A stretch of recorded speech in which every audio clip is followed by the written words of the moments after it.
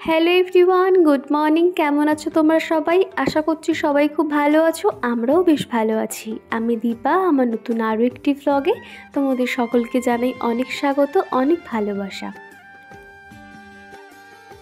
এখন ঘড়িতে বাজে সকাল 7টা নাগাদ। ঘুম থেকে উঠেছি সেই 6টার সময়। আর আজকে যেহেতু বৃহস্পতিবার, আর বৃহস্পতিবার মানেই কিন্তু সারাদিনের অনেক ব্যস্ততা থাকে, তো সেই জন্য অনেক সকাল সকাল ঘুম থেকে উঠেই কাজকর্মগুলো একটার পর একটা করে নিচ্ছি, যাতে ঠাকুর পুজোটা ঠিক সময় দিতে পারি। আর বৃহস্পতিবার মানেই তো ঘরের চারিদিক কোনো যাতে ধুলো ময়লা না থাকে, প্রত্যেকটা জায়গা পরিষ্কার রাখা।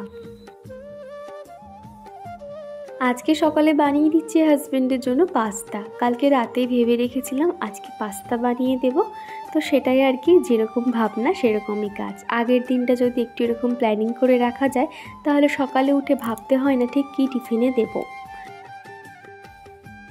তো এদিকে পাস্তাটা আর খানিকটা স্যালাড দিয়ে দিলাম। তোর এখন লাঞ্চ বক্সটা প্যাক করে দেব। আর এরই মধ্যে কিন্তু চিকুও ঘুম থেকে উঠে পড়েছিল, তো এখন ওকে দেখো একটু ফ্রেশ করিয়ে দেব। আর যেই দেখেছে পাপা অফিস চলে যাচ্ছে, অমনি ওর কান্না শুরু হয়েছে। এই অভ্যেসটা দেখছি প্রায় 1-2 সপ্তাহ হতে যায়। ওর পাপা যখনই অফিস যাক না কেন, ওকে একটুখানি বাইরে এরকম নিয়ে যেতেই হবে, বায়না ধরে। কিন্তু সব সময় তো সম্ভব হয় না, মোটামুটি হাজব্যান্ডের তাড়া থাকে, তো সেই জন্য খানিকক্ষণ কান্না করছিল। তারপরে ওকে অনেক ভুলিয়ে ভালিয়ে থামিয়েছি। আর সকালে ওকে দুধ সুজি বানিয়েছিলাম, ওটা ওকে খাইয়ে দিয়েছি। আর এরই মধ্যে আমি স্নানটা করে নিয়েছি। মোটামুটি এখন 9:30 মতন, 10টা বাজবে। আর এদিকে দেখো আমি রেডি হচ্ছি, মানে আর কি একটু চুল টুল বেঁধে নিচ্ছি, সিঁদুর পরে নিচ্ছি। আর চিকুর বায়না ওকেও এরকম টিপ পরাতে হবে। বাচ্চা মানুষ তো, আমি যাই করি না কেন সেটাই ওর লাগবে। নেল পালিশ পরলেও সেটা লাগবে, মুখে যদি কোনো ক্রিম মাখি সেটাও ওর লাগবে। তো আর কি এরকম মিছে পিছিয়ে একটু টিপ পরিয়ে দিলাম। তারপরেই দেখো এদিকে আলপনাটা দিয়ে দিয়েছি। বৃহস্পতিবার মানে কিন্তু একটু আলপনা দিই, যেটা আমার খুব ভালো লাগে আলপনা দিতে। আর ঘরের আজকে প্রত্যেকটা জায়গা কিন্তু দরজার সামনেটা এইভাবে আলপনা দিয়েছি। আরও সুন্দর করলে আর ভালো লাগতো, কিন্তু অতটা সময় নেই, তাড়াহুড়ো করে আর কি মাথায় যা ডিজাইন মনে পড়েছে সেটাই আর কি করে দিয়েছি। আর চিকুও কিন্তু ঠাকুর পুজো করতে খুব ভালোবাসে, সেই জন্য ওকে স্নানটাও করিয়ে দিয়েছি। তাহলে দুজনে একসঙ্গে ঠাকুর পুজো করতে পারবো। আর এমনিতেও বেলার দিক থেকে এতটা ট্যাঙ্কের জলটা গরম হয়ে থাকে, তখন সেই জলে স্নান করাতে পারি না। বেলা হওয়ার আগেই আর কি স্নানটা করে নিলে ঠান্ডা জল তাও একটু পাওয়া যায়। তো এখন ওকে রেডি করিয়ে দিচ্ছি, তারপরে দুজনে একসঙ্গে ঠাকুর পুজোটা করব। বৃহস্পতিবার মানে কতক্ষণে ঠাকুর পুজোটা দিতে পারবো সেটা একটা মাথায় ঘুরতে থাকে। সেই জন্য ভাবলাম জিনিসপত্র এদিক ওদিক ছড়িয়ে ছিটিয়ে থাক, আমি আগে ঠাকুর পুজোটা করি, তারপরে বাদবাকি কাজে হাত দেবো। আর বৃহস্পতিবার মানেই কিন্তু ঠাকুরের প্রত্যেকটা থালা বাসন এরকম মেজে নিই। অন্য দিন দেখা যায় তাড়াহুড়োর সময় হয়তো ধুয়ে নিই, কিংবা এত বাসন মাজতে হয় না। আর আমার ঠাকুর ঘরে তো বেশি ঠাকুর নেই, কয়েকটা ঠাকুর রয়েছে। আর থালা কিন্তু বেশি নয়, অল্প, মোটামুটি 2টো থালা 2টো গ্লাস রাখি। তো মোটামুটি সব থালা বাসন আর কি মেজে নিয়েছি, এখন ঠাকুর পুজোটা করে নেব। তো এখন আমি ফ্রিজ থেকে মিষ্টিটা, ঠাকুরের সন্দেশ বার করে নিয়েছি। তো এখন প্রত্যেকটা জায়গা খুব ভালো করে মুছে নেব। বৃহস্পতিবার হলেই কিন্তু সিংহাসনটা ঠাকুরগুলো নামিয়ে খুব ভালো করে মুছে নিই। আমরা ঘরে এদিক ওদিক এত সুন্দর পরিষ্কার পরিপাটি করে রাখি, আর সিংহাসনটা যদি ধুলো হয়ে থাকে তাহলে কিন্তু একদমই ভালো লাগে না। তো প্রত্যেকটা জায়গা খুব ভালো করে মুছে নিয়েছি, তারপর ঠাকুরের মালাগুলো গলায় দিয়ে দিচ্ছি। আর আজকে না গাছে বেশ অনেকগুলো আকন্দ ফুল হয়েছিল, সেই ফুল দিয়ে মহাদেবকে সুন্দর করে সাজিয়ে দিয়েছি, এবং আমার পুজোটাও কিন্তু কমপ্লিট হয়ে গেছে। এবার চলে এসেছি ঘরে। মোটামুটি ঠাকুর পুজোটা হয়ে গেছে, হাজব্যান্ড অফিস বেরিয়ে গেছে, এমনকি চিকু স্নানটাও হয়ে গেছে। সারাদিনে যে কাজগুলো বেশি ইম্পর্টেন্ট এবং একটা টেনশনজনক কাজ, সেই কাজগুলো তো হয়ে গেছে। এবার কিন্তু ধীরে সুস্থিতে সমস্ত কাজটা করে নেব। তো এখন বেডরুমটা পরিষ্কার করে নেব। সকালবেলা হাজব্যান্ড যখন ঘুম থেকে উঠেছিল বলেছে তুমি বালিশগুলো জানালার কাছে দিয়ে যাও, সেগুলো তাহলে গরম হয়ে যাবে, আর বেলার দিকে আমি বিছানাটা পরিষ্কার করে নেব। তো সেটাই আর কি এখন করে নিচ্ছি। আর প্রতিদিনের যে ডাস্টিং ক্লিনিংয়ের কাজ থাকে সেটা তো করতেই হবে, এই কাজটা কিন্তু বাদ দিলে একদম হবে না। সকাল 8টা থেকে এত পরিমাণে রোদ চলে আসে না, মানে মোটামুটি বেডরুমে না থাকাই যায় না। কিন্তু ওদিকে যে আমাদের একটা পাশে বড় ঝিল রয়েছে, জলের একটু ঠান্ডা হাওয়াও হয়। আর আজকে কিন্তু বেশ ঠান্ডা আছে, অতটা কষ্ট হচ্ছে না। কিন্তু অন্য দিনগুলোতে প্রচুর পরিমাণে কষ্ট হয়, এতটা সুন্দর করে ক্লিনিং ডাস্টিং করতে পারি না, তারই মধ্যে কিন্তু ঘেমে স্নান হয়ে যায়। আর এদিকে প্রত্যেকটা বালিশ কিন্তু এত পরিমাণে গরম হয়ে গেছে না, হাত দিলেই পুরো একদম হাত যেন ফোসকা পড়ে যাবে এরকম একটা ব্যাপার হয়েছে। আর যেহেতু আমার এই কুশন কভারগুলো লাগানো ছিল, সেই জন্য আমি না ডাইরেক্ট রোদে দিইনি, তাহলে এই কভারগুলোর কালারটা ফেড হয়ে যাবে। একটা কাপড় চাপা দিয়েছিলাম। তো বালিশগুলো দেখো কত সুন্দর ফুলে গেছে। তো প্রত্যেকটা এখন গুছিয়ে নিচ্ছি। আর বাকি বালিশগুলো তো এখন লাগবে না, ওইগুলো পাশের ঘরে রাখা হয়, তো সেগুলো এখন থাক। আর আধ ঘন্টা থাকলে ওই বালিশগুলো সরিয়ে নেব। আগে কিন্তু শীতকালে আমরা রোদের জন্য কি করতাম বলো, আর এখন দেখো এত পরিমাণে রোদ আসছে, যার জন্য আমরা ঘরের দরজা জানালা বন্ধ করে রাখতে হচ্ছে। আর এই যে ডলটা দেখছো, আমি তোমাদের আগেও কিন্তু বলেছিলাম, আমি যখন অনেক ছোট ছিলাম, প্রায় 2-3তে পড়তাম, তখনকার কিন্তু এই পুতুলটা আমার বাবা দক্ষিণেশ্বর থেকে এই পুতুলটা কিনে দিয়েছিল। এত সুন্দর কিউট না। আর আমি কিন্তু যে কোনো জিনিস মানে অনেক ছোট থেকে কিন্তু গুছিয়ে রাখার স্বভাবটা আমার এখনও পর্যন্ত থেকে গেছে, যার জন্য ছোটোবেলার অনেক স্মৃতি, অনেক খেলনা, সেগুলো এখনও পর্যন্ত আমার বাপের বাড়ির শোকেসে রয়েছে। অনেকে না অবাক হয় যে এই জিনিসগুলো এখনও আমি গুছিয়ে রেখেছি। হয়তো মেয়েরা হয়তো এরকমই হয়, ছেলেরা যেরকম জিনিসপত্র ভেঙে ফেলে, আজকে এই খেলনা ওই খেলনা করে, মনে হয় মেয়েরা হয়তো প্রত্যেকটা মেয়েই হয়তো প্রত্যেকটা জিনিস এরকম সুন্দর করে গুছিয়ে রাখে, তাই না? আর এদিকে কম্পিউটার টেবিলটাও কিন্তু ভালো করে পরিষ্কার করে নিয়েছি। এটা যেহেতু বিছানার সামনেই থাকে, বিছানা যখনই ঝাড়ি না কেন সেই ধুলো কিন্তু এখানে চলে আসে। বিছানার সাথে সাথে এটাও কিন্তু একটু পরিষ্কার করে নিতে হয়। আর এইগুলো যে এখন ল্যাপটপ বলো বা যেটা কিবোর্ড রয়েছে, সেটাও কিন্তু এরকম একটা তোয়ালে দিয়ে ঢেকে দিলাম, তাহলে ধুলোর আস্তরণটা তোয়ালের উপরে পড়লে পরে সেগুলো তাহলে ধুয়ে দিতে পারি। আর এদিকে এই যে টেবিলটার নিচটা না একটা টুল রেখে দিতাম আর একটা বাস্কেট রাখতাম, তোমরা তো দেখেছো। আর আজকে মনে হলো টুলটা তো লাগে না, বেকার এখানে ধুলো জমছে, মাকড়সার জাল করছে। তো আমি এখানে একটা হাজব্যান্ডের একটা গেঞ্জি ছিল, এই টি শার্টটা দিয়ে না ভালো করে মুড়ে দেবো। আর দেখতেও কিন্তু খুব একটা খারাপ লাগে না।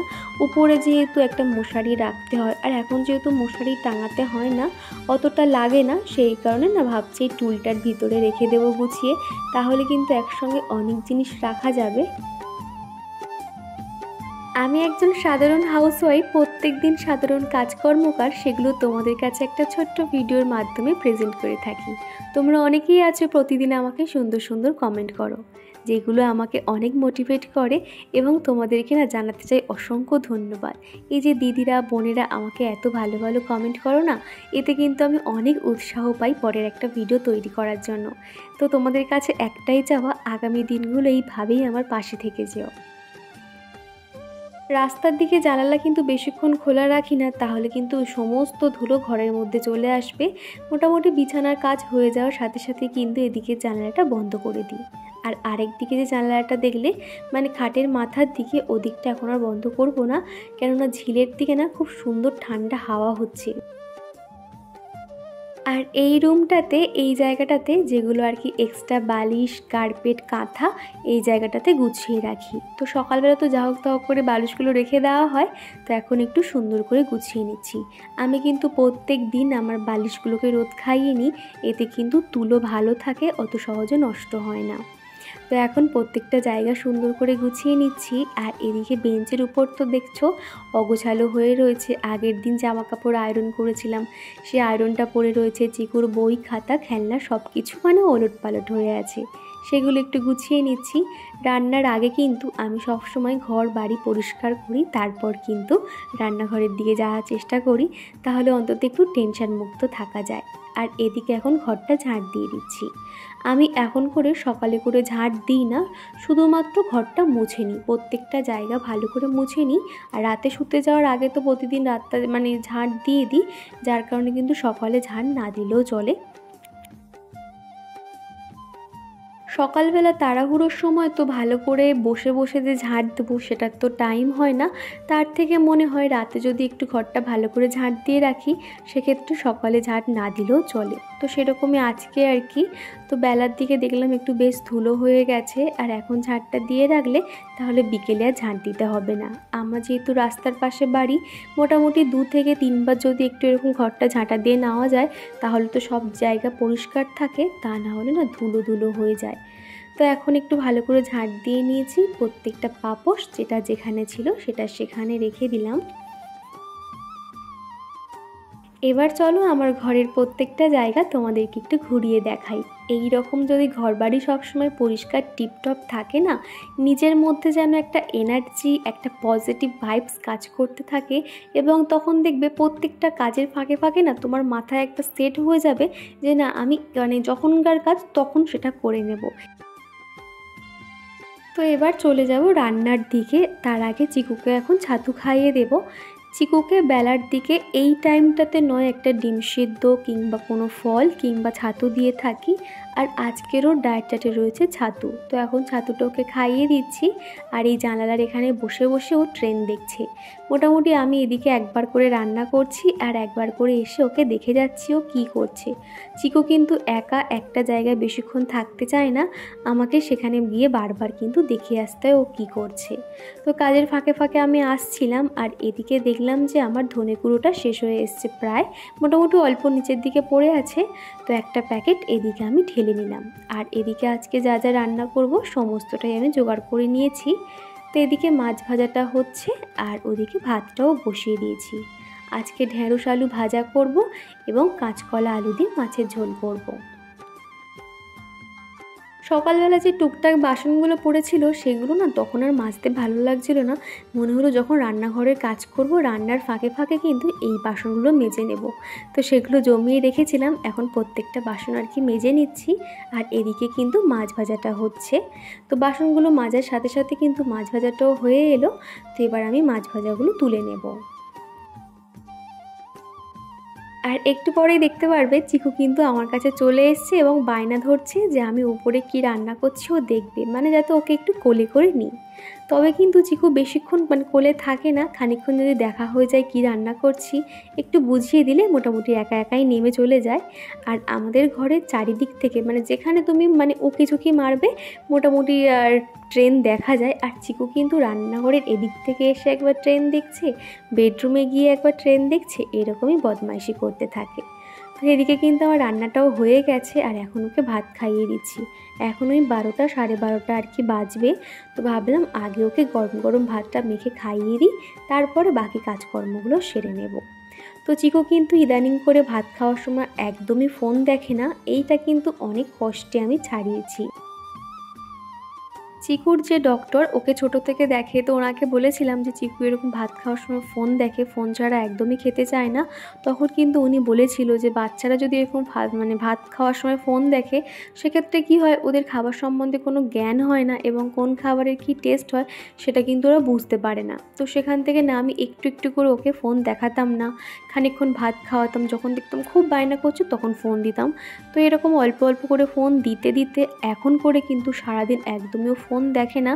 যখন আমার আর্জেন্ট কোনো খুব ফোনের কাজ থাকে কিংবা আমি হয়তো সব দিক সামলাতে পারছি না তখন কিন্তু আমি ওকে ফোন দিই, না তো কিন্তু এই কদিন দেখবে আমি একদমই ওকে ফোন দিতে চাই না। আর এটা কিন্তু অভ্যেসটা আস্তে আস্তে অনেকটাই চেঞ্জ হয়েছে। বাচ্চারা দেখবে যখন দেখবে আমরা নিজেরা ফোন দেখছি কিন্তু ওদের হাতে ফোন দিচ্ছি না, তখন কিন্তু ওদের একটা হ্যাবিটটা তৈরি হয়।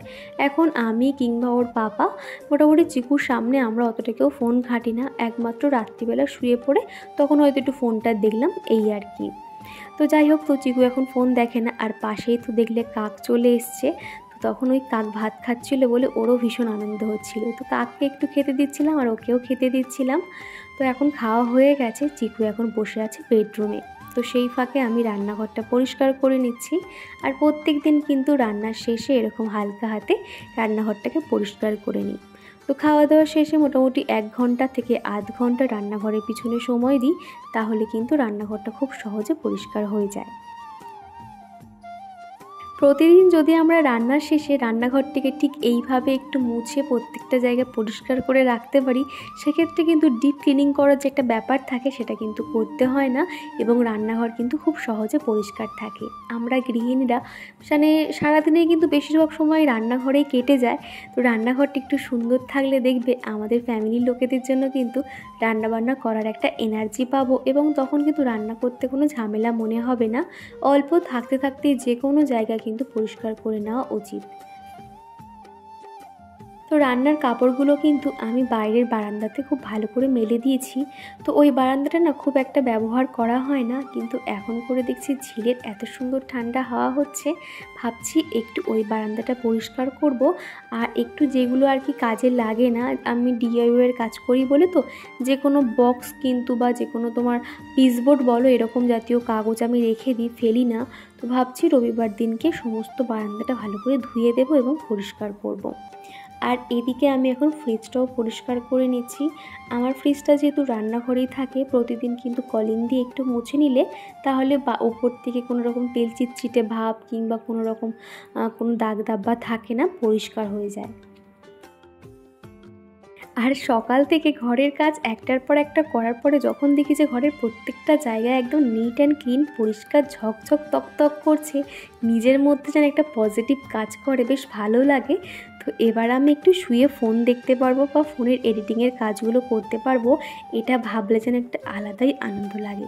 তো চলো এবার বেডরুমে যাই। আগের দিন ব্লগে তোমরা যারা কমেন্ট করেছিলে, সুপর্ণা দে, রিনা ঘোষ, সিথি, মিষ্টি এক Bonu, Sonia Khatun, Pou sunshine, happy with Babon, S Swapan, Nusrat Jahan, তো তোমাদের সকলকে জানাতে চাই অসংখ্য ধন্যবাদ। তো এই যে খাওয়া দাওয়া হয়ে গেছে, তো আমারও খাওয়া হয়ে গেছে, চিকুরও খাওয়া হয়ে গেছে, বসেছি আর চিকুকে হচ্ছে কি একটু টক দই খাওয়াবো বলে নিয়ে বসেছি। আরও একটুখানি মুখে দিয়ে দেখো জিভটা কেমন করছে। খাবে? না আস্তে এখানে রাখো, আস্তে আস্তে খাও, আস্তে আস্তে। দেখো জিভটা কেমন বার করছে। ও টক দই খেতে একদম পছন্দ করে না, আর ওকে এক প্রকার জোর করেই খাওয়াই।